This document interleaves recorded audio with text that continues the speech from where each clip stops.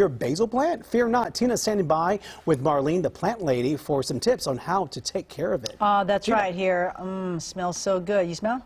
All right, Marlene, I didn't realize they look so different. Yes, there's so many different varieties, species of basil. We know like the Genovese, the large leaf basil. This one here? Correct, that most people make. Genovese. Genovese is one, large leaf basil. But there's all different types. This is the one used for pesto. So another thing people don't usually know is when you get them in a pot, these are multiple plants. Oh. So if you take them out, you could divide them. And instead of just one plant, you have what? Tina, count for me. No, I was going to say, really, those are all Yes, because they individual. seed them. They easily start from seed, and it's just, it looks fuller and bushier, so just gently tease them apart and plant them. So you have multiples. They do best in a little afternoon shade, I find, in the Central Valley. And other concerns people have is holes in their leaves from things eating them, right? And generally the things that eat them are going to be earwigs.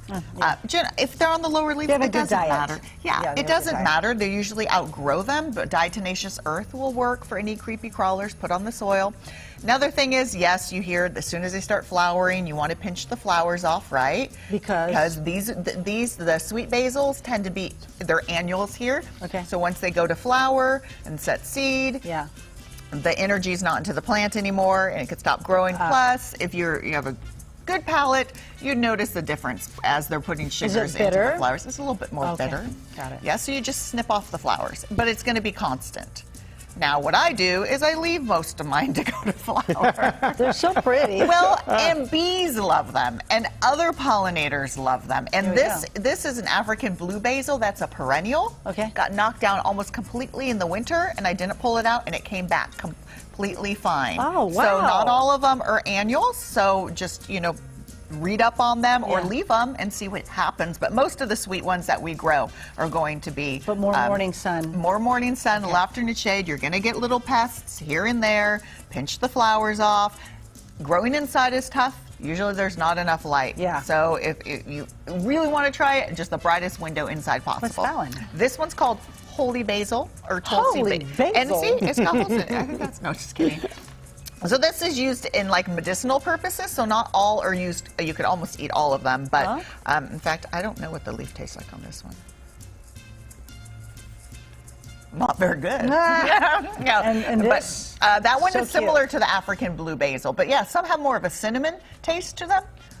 But, that is actually one plant in there. But, you're just going to simply want to pinch the flowers off, if you want to keep it going, or leave it flowering. But yeah, that's it. You just harvest the fresh leaves. And make some pesto. Make some pesto. There you go. Yeah, I like that. That's it. All right, if you want to follow Marlene and she didn't get to your question today, you can always send her a direct message on Instagram, Marlene the Plant Lady. She posted some really cool pictures of her travels. Yep, I'll be backpacking again in a few weeks. Oh, sorry, I won't be here. Just to let you know. Ooh. I'm usually the one who puts it in the computer. Yeah, no. Okay, and then I'm behind on questions as usual. I'm getting a little bit, a little bit behind. So, that's okay. That's really not good to just. Good to see you. And say hello to all of your cats. She rescues cats as well, so she does a lot of work. I have one in the car for you. Thank you. Okay, great. All right, back to you, Ruben. Nice to meet you, Marlene.